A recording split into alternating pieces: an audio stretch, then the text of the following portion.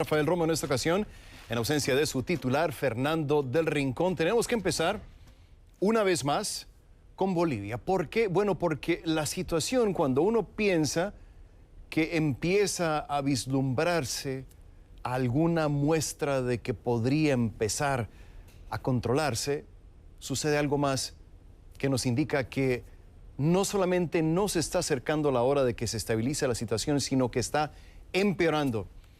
Les voy a dar una palabra: Cochabamba. Este día ha sido un día bastante volátil en esta ciudad bastión de la oposición boliviana. Y por eso quiero pedirles que a partir de este momento me acompañen utilizando la etiqueta numeral Concluelex Vol 14, Vol de Bolivia, por supuesto. Recuerden que recibo todos sus comentarios. A mi cuenta en Twitter es @RafaelRomoCNN. Y comenzamos con información de último minuto.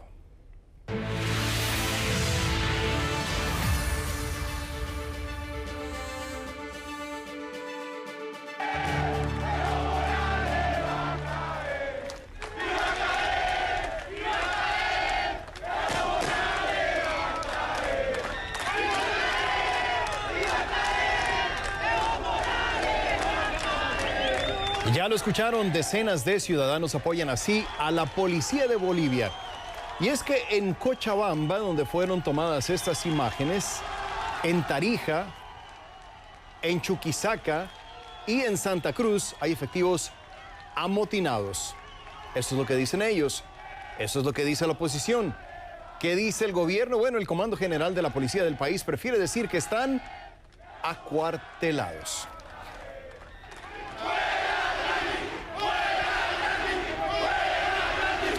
Bueno, ahí están las imágenes de Bolivia. El movimiento empezó en Cochabamba, tradicional bastión del presidente Evo Morales.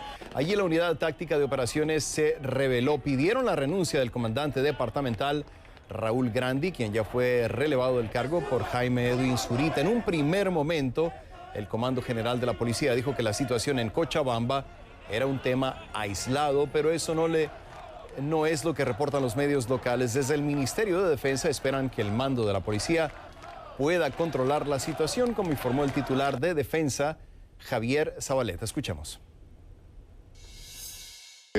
Confiamos en que en este momento el comandante de la policía pueda reflexionar a los policías que por alguna razón se han amotinado, y estamos seguros de que la policía va a continuar cumpliendo su labor constitucional, que es dar el resguardo a la ciudad. A ver, por si no quedó claro, estamos hablando de departamentos de policía en diferentes ciudades que se supone que tendrían la instrucción de repeler o por lo menos controlar las protestas. Esos departamentos de policía, esos oficiales, están del lado ahora de la oposición, o por lo menos es lo que muestran las imágenes, bastantes imágenes que nos han llegado desde Bolivia. Y en La Paz está Gloria Carrasco monitoreando esta situación que una vez más se vuelve volátil. Gloria, ¿qué tal? ¿Cómo está la situación ahí en La Paz? Te escucho, buenas noches. Buenas noches, Rafael. Como tú bien dices, ha sido una jornada de muchas novedades en lo que significa el tema político y social en Bolivia. Al menos hasta esta hora, 8 de los 9 departamentos en Bolivia estarían con motines policiales. Aquí en La Paz, mucha gente ha salido a festejar lo que consideran ellos el respaldo de la policía a la gente, a la población que estuvo en las calles durante 15 días prácticamente luego de la votación de las elecciones del pasado 20 de octubre. Estamos aquí con esta gente que está festejando de alguna manera ese respaldo que consideran han recibido de la policía boliviana. ¿No es cierto?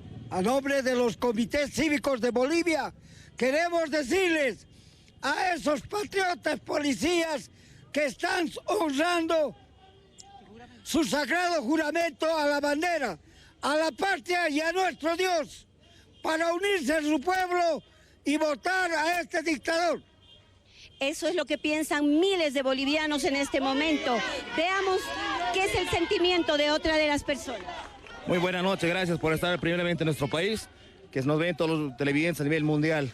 Prácticamente festejando también los motines que se están dando en los diferentes departamentos de todo nuestro querido Bolivia, de nuestra querida patria, y más aún un voto de aplauso a todos los jóvenes presentes luchando por la democracia. Muchas gracias.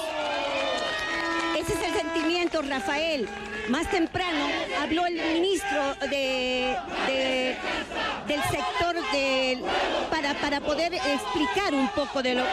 El ministro de Defensa, Javier Zabaleta, era el que explicaba un poco las razones de esta situación, pero dio una explicación muy interesante respecto a lo que significa la posibilidad de la salida de las Fuerzas Armadas a la calle. Esto decía el titular de Defensa. En primera instancia yo quiero dejar en claro de que el presidente Evo Morales y nuestro gobierno han dado una orden estricta a las Fuerzas Armadas que bajo ninguna circunstancia no va a haber ni un acuartelamiento ni una operación en calles de ninguna ciudad. Por lo tanto, la situación de las Fuerzas Armadas en los 9 departamentos y en todo el país es la de la normalidad y de sus actividades cotidianas. Por lo tanto, no hay ninguna movilización de ningún militar en ningún lugar del país para tranquilidad de la población. Rafael, para que las Fuerzas Armadas salgan a la calle, la orden expresa tiene que ser firmada a través de un decreto por el presidente Evo Morales. Una situación que de alguna manera modifica lo que fue el escenario en el año 2003, cuando el expresidente Sánchez de Lozada tuvo que renunciar y a raíz de un enfrentamiento muy cruel en la ciudad del Alto que dejó un saldo de 64 muertos. Él ordenó que salgan las Fuerzas Armadas, pero no fue una orden escrita como debe ser ahora. Al parecer, esa situación también tiene que darse, pues los bolivianos están esperando de alguna manera una solución al conflicto, pero una solución pacífica, una solución en la que los bolivianos no vayan más a sufrir la posibilidad de perder a sus hijos o a sus familiares. Ese es el informe desde Bolivia y en La Paz específicamente, Rafael. Gracias, Gloria Carrasco, reportando en vivo desde ese lugar, rodeada de miembros de la oposición que están celebrando de cierta forma. Gracias, Gloria. Hasta una nueva oportunidad. En Cochabamba, quiero conectar ahora con Gustavo Carri. Él es periodista de la red ATV, quien ha estado siguiendo algunas de las movilizaciones que se han dado durante todo el día. Bienvenido, gracias por estar con nosotros, Gustavo. Quiero empezar preguntándote cómo está la situación y cuáles son algunas de las escenas que te ha tocado ver, de lo que te ha tocado ser testigo. Gustavo, buenas noches. Adelante, te escucho. Buenas noches, Rafael Romo. Muchas gracias por darme la oportunidad de narrar los hechos que hicieron noticia en Cochabamba, la tercera ciudad más importante y con mayor población, después de La Paz y Santa Cruz de la Sierra en Bolivia, que tuvo como epicentro de la noticia a los efectivos policiales que a las 17 horas, hora local, se amotinaron en el cuartel de la Unidad Táctica de Operaciones Policiales, ondearon la bandera de Bolivia y mostraron carteles de rechazo a los resultados de las elecciones nacionales. Inmediatamente conocida esta información, la ciudadanía cochabambina festejó esta noticia y se concentró en exteriores de esta unidad policial, donde posteriormente instalaron un cerco alrededor de la plaza principal, el lugar donde se encuentra el comando departamental de la policía de Cochabamba, esto ante el rumor de la salida de efectivos militares en las calles. A pesar de que el gobierno, lo hemos escuchado, ha negado este extremo, a esta hora de la noche, estos ciudadanos, cientos de personas, continúan en vigilia en las calles del centro de la ciudad de Cochabamba, específicamente en exteriores de la Unidad Táctica de Operaciones Policiales, lugar donde se ha originado el primero de estos motines policiales que después se han desencadenado en diferentes departamentos, en diferentes ciudades de Cochabamba. En las afueras de los cuarteles militares, también la ciudadanía ha instalado diferentes vigilias que continúan a esta hora de la noche, precisamente ante el rumor de esta inminente salida de efectivos militares a las calles. Quiero decirte que entre los hechos noticiosos que me ha tocado hacer cobertura, por ejemplo, está uno que ha ocurrido a las 20 horas, hora local, donde grupos de personas desconocidas han incendiado la sede de los productores de hoja de coca en la ciudad de Cochabamba. Recordemos que los productores de coca son uno de los grupos más leales al gobierno del movimiento al socialismo. Ni siquiera el anuncio del cambio de comandante de la policía en Cochabamba pudo hacer retroceder la postura de los policías amotinados. Recordemos que Sí, adelante. Gustavo, ¿nos puedes decir qué fue lo que provocó que los policías se amotinaran? ¿Hubo algún evento, algún suceso en particular que provocara que dejaran por un momento sus labores, se subieran, como estamos viendo en las imágenes, a las azoteas de esos edificios? ¿Qué fue lo que pasó? Bueno, básicamente los efectivos policiales que han brindado escuetas declaraciones a los diferentes medios de comunicación que han llegado hasta el lugar, ellos señalaban que básicamente su descontento tiene que ver, por un lado, con los resultados de las elecciones nacionales celebradas hace algunos días en Cochabamba. Nosotros hemos visto hay imágenes, hay diferentes fotografías que incluso muestran a los efectivos policiales con el rostro cubierto, pero sí, portando carteles que dan a conocer este descontento. Y por el otro lado, se tiene también conocimiento por parte de efectivos policiales que existiría un descontento con algunas determinaciones del jefe policial Raúl Grandi, el comandante departamental de la policía en Cochabamba, por aparentemente y supuestamente, y según ellos, parcializarse a la hora de, hacer las intervenciones en las calles de Cochabamba, teniendo Gustavo, en cuenta de que... sí. Gustavo, nada más para que quede bien claro para toda nuestra audiencia, no solamente en Bolivia, sino en el resto de América Latina y Estados Unidos, es la primera vez que sucede, ¿correcto? ¿O has visto antes que policías se amotinen en Cochabamba o en alguna otra parte de Bolivia? Bueno, hubo un evento hace bastantes años que tuvo que ver con un grupo de efectivos policiales de una dependencia que se llamaba Orden y Seguridad, que básicamente han protagonizado un motín, aunque con características completamente diferentes, exigiendo básicamente ingresar al escalafón de la policía boliviana. Pero es la primera vez desde las elecciones del 20 de octubre, entonces, que se ve esto, Gustavo.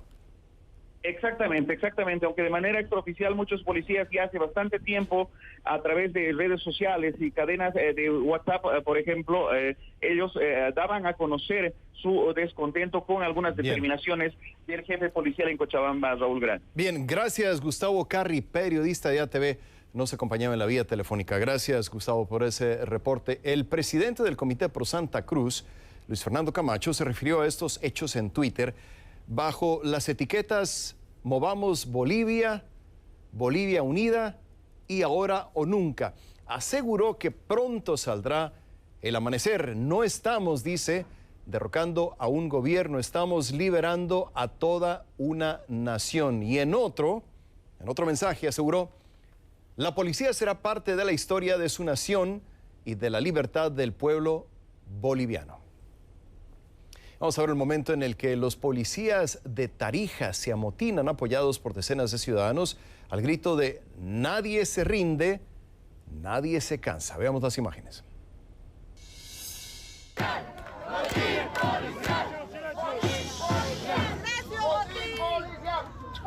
A ver si no tengo consecuencias, pero algo que quiero decir. ¿Quién se rinde? ¡Nadie se rinde! ¿Quién se cansa? ¡Nadie se cansa!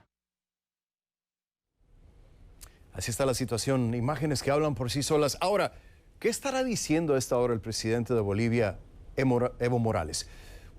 ¿Qué se siente, presidente? Le preguntaban una vez a Morales que le paguen con la misma moneda. Era el año 2013 y Evo Morales ya despertaba indignación entre los bolivianos al dar las primeras muestras de aferrarse al poder.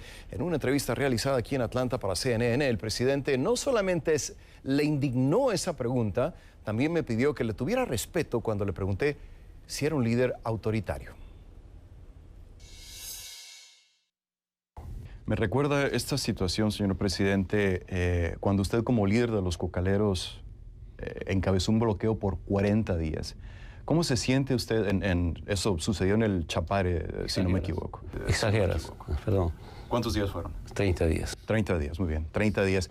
¿Qué siente usted ahora como presidente de Bolivia que le paguen con la misma moneda? Sabía que alguien me va a preguntar eso, porque está hablando con CNN y que se diga, voy a escuchar en CNN. ¿Sabe? Quiere mi lucha, no solamente para un sector social, era por dignidad y soberanía. No solamente era por la hoja de coca, no era por un salario, era, repito, dignidad y soberanía. Creo que la pregunta de fondo aquí es si el fin justifica los medios, si el fin se considera legítimo, se vale recurrir a la violencia, se vale bloquear caminos. Usted lo hizo, ahora lo están haciendo ellos. ¿No? Entonces... Mira, escúcheme, nunca nosotros afectamos instituciones del Estado, nunca, jamás, dígame. Pero en esta movilización de la COP han decidido tomar aeropuertos. Estamos hablando, por ejemplo, de legisladores como Rebeca Delgado, que pertenece precisamente a su propio partido, al Movimiento al Socialismo. Ella dijo, no me opongo a la reelección de Evo Morales, a lo que me opongo es al autoritarismo y discrecionalidad que viola la Constitución. ¿Es usted un presidente autoritario? Dígame, ¿autoritario de qué? Dígame. Le estoy diciendo lo que dijo Rebeca Delgado. Si usted me dice autoritario o no es autoritario, ¿por qué no primero investigas y me dice por qué autoritario? Quiero saber, ¿qué elementos? De fondo, el querer perpetuarse en el poder es un síntoma de ser autoritario. Entonces, por eso le pregunto yo. Y, de nuevo, la pregunta no venía de mí. La crítica viene de Rebeca Delgado, que es alguien que pertenece a su propio partido, presidente. La reelección ahora es constitucional. ¿De dónde se inventa que ir a una reelección basada en la Constitución es perpetuarse? Por favor, yo le pido, controle sus lenguajes y sus preguntas. Bueno, valga decir que la entrevista no terminó bien. Morales cortó la entrevista intempestivamente y se fue sin despedirse, no sin antes calificarme de ser, y cito, un periodista del imperio. Hay que recordar que está a punto de cumplir 14 años en el poder. Sigue pasando el tiempo y surgen nuevos argumentos que cuestionan la validez de los resultados electorales oficiales en Bolivia. La empresa Ethical Hacking es otra de las que pone en duda el proceso y es la misma que el Tribunal Supremo Electoral contrató para realizar una auditoría antes de las elecciones. El gerente general Álvaro Andrade aseguró este jueves que justo antes de la elección, su empresa informó a la sala plena del Tribunal Supremo Electoral de Bolivia que el software del Sistema de Transmisión de Resultados Electorales Preliminares, conocido como TREP, era inseguro. Según argumentó, el TREP tiene errores de programación que deberían haberse solucionado hace tiempo. Y Ethical Hacking pone ejemplos. La empresa dice que no puede certificar la integridad del software del código fuente, ya que denuncian que sufrió varias alteraciones de las que ellos no fueron partícipes. En cuanto a la interrupción del TREP, la compañía indica que en ese tiempo se redirigió todo el tráfico a un servidor externo que ellos no podían monitorear. Lo mismo ocurre con las denuncias de alteración manual de las bases de datos del TREP y de cómputo. En consecuencia, la empresa sostiene que el proceso electoral pierde toda credibilidad al violarse el protocolo de seguridad. La gerencia de Ethical Hacking es muy clara en su conclusión, que reproducimos de forma literal. Aquí cito. Es por todo esto, aseguran, que no podemos dar fe de la integridad de los resultados electorales, ya que todo el proceso está viciado de nulidad por la cantidad de alteraciones al código fuente del TREP, la cantidad de accesos y modificaciones de forma manual, palabra clave aquí, manual, y con máximos privilegios a las bases de datos y las inconsistencias que fueron apareciendo entre TREP y sistema de cómputo durante el proceso electoral. Frente a todo esto, ¿cuál es la respuesta del Tribunal Supremo Electoral? El organismo asegura que el informe que tienen de Ethical Hacking con fecha 28 de octubre se contradice con la información que la empresa dio este jueves a los medios. Al mismo tiempo aseguran que están a la espera de los resultados de la auditoría de la OEA. Lo hablo con el protagonista.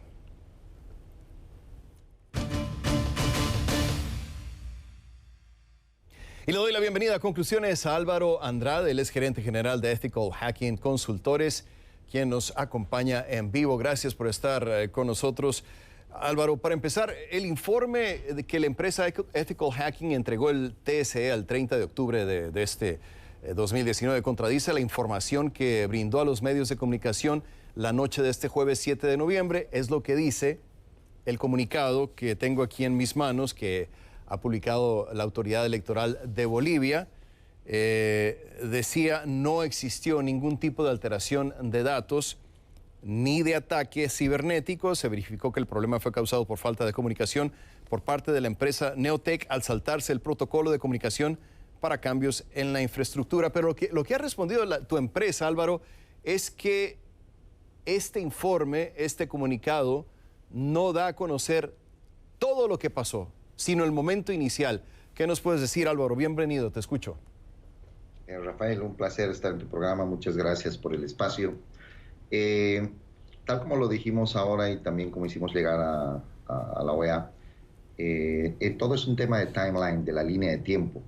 De un informe de 83 páginas, tomaron solamente una página, 2 párrafos, donde en efecto indicamos que no hubo ataque, que todo estaba bien. Eso fue el momento en que el TREP se cortó por la redirección de todo el tráfico que comentaste hace un momento. Pues en ese momento, entre las 8 y 9 de la noche del 20 de octubre, hicimos un análisis y después de hacer el protocolo de seguridad, análisis, todo lo demás, se concluyó de que no había habido un ataque, no se generó un hackeo y de que todo estaba correcto. O sea, fue el momento inicial, en otras palabras, Álvaro, fue el momento preliminar, digamos. Correcto, eso fue al 20, y está en la página 65, al 20 de octubre entre las 8 y 9 de la noche. Luego existen 66, 67, 68 sí, hasta la página 83. Ahora, Álvaro, ¿me podrías... Sí. Perdón por la interrupción, ¿me podrías dar detalles de cuáles son las circunstancias a las que te refieres cuando dices que el proceso electoral boliviano está, y así lo pones en varias instancias, viciado de nulidad? ¿Qué quieres decir con eso? Desde el punto de vista ya de forense, desde el punto de vista tecnológico, desde el punto de vista de seguridad informática, en un proceso de cómputo electoral, una vez que inicia el cómputo, no se puede tocar el sistema, no se pueden tocar las bases de datos, menos conectarse con privilegios, cuentas de altos privilegios y realizar cambios manuales, base por base, haciendo el cambio en una base, luego replicando la otra. Luego ¿Y eso fue lo que pasó? Corrigiendo. Sí, eso fue lo que pasó y todo lo tenemos registrado en nuestros sistemas, ¿no? Ahora, con base en todo esto que nos has dicho y lo que ya has publicado en la prensa local, ¿utilizarías la palabra fraude para referirte a lo que pasó la noche de entre el 20 y 21 de octubre, Álvaro? No, estimado. Nosotros como empresa auditora, nuestro trabajo específicamente era analizar, detectar, identificar y reportar. El tema de fraude tiene que venir ya de una instancia a nivel de un análisis forense, a nivel de base de datos. La gente que maneja las bases de datos, que ha visto las inconsistencias, que pueden ver entre inconsistencias entre una u otra base de datos, o el trabajo que está haciendo de forense la OEA, ellos podrían estar tal vez en una posición más adecuada para hablar de fraude. Nosotros hemos hablado de todas las irregularidades que se han encontrado y las cuales han ido viciando el proceso de nulidad, todo este proceso electoral, ¿no? ¿Hay un conteo, Álvaro, final de cuántas irregularidades pudo tu empresa constatar dentro de todo este proceso? Sí, hay bastantes, ¿no? Y tenemos un informe que también está registrado y entregado a la OEP, que es uno de los informes que es de 83 páginas, de donde extrayeron estos 2 párrafos para hacer su declaración de día. Y pues está detallado día por día, hora por hora, todos los sucesos, conexiones no autorizadas, bases de datos, irregularidades, temas que estaban funcionales, otros no funcionaban. Lo más raro es que se hicieron pruebas durante semanas y todo funcionó perfecto, hasta el día de la elección. Ahora, para los que no estamos tenemos tanta profundidad de conocimientos cibernéticos, ¿podrías explicarlo en la forma más simple posible? ¿Qué fue exactamente lo que pasó con el software? Te entendía, me decías anteriormente, que empezó a manipularse una vez que había iniciado el proceso, pero yo entendía, y por lo que han dicho las autoridades electorales bolivianas, que era un proceso que estaba blindado, que no se podía hacer, que era prueba de todo fraude, pero lo que tú nos dices no pasó así como lo describen las autoridades. Pues sí, nosotros colocamos toda la parte de las medidas de seguridad de monitoreo para poder detectar cualquier mínimo cambio en la infraestructura, ¿no? A raíz de estos agentes, que fue una pelea bastante dura para poder instalar estos agentes, ya que la empresa Neotec no nos dejaba hacerlo al principio, pues a raíz de todas las vulnerabilidades que presentamos, fuimos mostrando la necesidad de poder de tener que monitorear la infraestructura a un nivel completo. Y ya cuando instalamos los agentes, estos agentes nos permitieron identificar este tipo de problemas y este tipo de irregularidades, que fue la primera vez que se puso una empresa auditora de contraparte de la empresa Neotec, ¿no? Que para que vea esto, porque ha habido ya elecciones anteriores donde se ha hecho todo esto y nunca se ha registrado nada, no ha salido nada, nadie sabe ni siquiera qué es lo que ha pasado con las anteriores elecciones, ¿no? Ahora, ¿quién tenía, Álvaro, en última instancia el control final sobre la transmisión de datos durante las elecciones, o bueno, después de que se emitieron todos los votos? A nivel del TREP lo administraba Neotec. Ellos tenían su propia nube en Amazon, ni siquiera teníamos acceso nosotros, aparte de los agentes, y la DNETIC, ¿no? Estuve viendo el reporte que has hecho disponible públicamente, que tiene casi 90 páginas, si no me equivoco, ¿no, Álvaro? Y dice que las autoridades electorales querían ver los resultados antes de que fueran publicados. Ahí está la primera señal de alarma desde mi perspectiva. Aparte de lo obvio, es decir, la posible interferencia, ¿cómo violaba esta exigencia el protocolo establecido para la publicación de datos y los sistemas que ustedes habían implementado para que no hubiera mano negra, por así decirlo, en el proceso?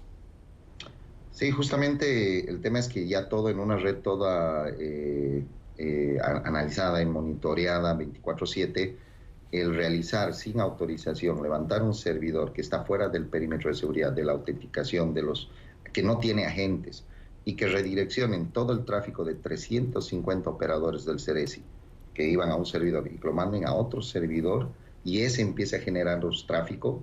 Eso es algo bastante crítico porque todas las peticiones que tenemos registradas eran de validaciones de actas, ¿no? Entonces eso es algo que rompe todo el protocolo de seguridad. Ahí se vio comprometido todo el protocolo de seguridad. Hay una parte que no nos ha quedado muy clara, Álvaro, y parte de la razón por la que queríamos platicar contigo directamente era porque esperábamos una respuesta a esto. Cuando ocurrió la interrupción de transmisión de datos, la primera forma como se describió fue que se cayó el sistema, pero durante la semana siguiente empezaron a surgir datos, informaciones de que no necesariamente se cayó el sistema porque hubo algún tipo de error en la implementación del problema, sino que pudo haber sido obra de la mano del hombre. Desde tu perspectiva, ¿qué fue lo que pasó, Álvaro, ya para terminar? Nuevamente, como te digo, hubieron muchos errores, fallas, cosas bastante tontas por decir que no deberían haber pasado, muchos errores humanos a nivel del protocolo de seguridad. Y pues todo esto, como te digo, fue una cadena, un cúmulo de acciones que fueron invalidando todo el proceso, ¿no? ¿Intencionalmente, Álvaro, o se trató de algún error cibernético? No te podría decir exactamente porque hemos tenido 5 o 6 incidentes, los primeros 6 incidentes con la empresa Neotec, de que habíamos quedado que nadie se iba a conectar y a las 2 horas veíamos una conexión.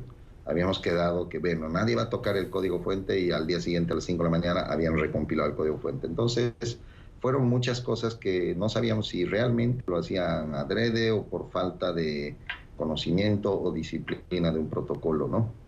Bien, te agradezco el contacto y tu tiempo. Álvaro Andrade, gerente general de Ethical Hacking, nos acompañaba en vivo. Gracias.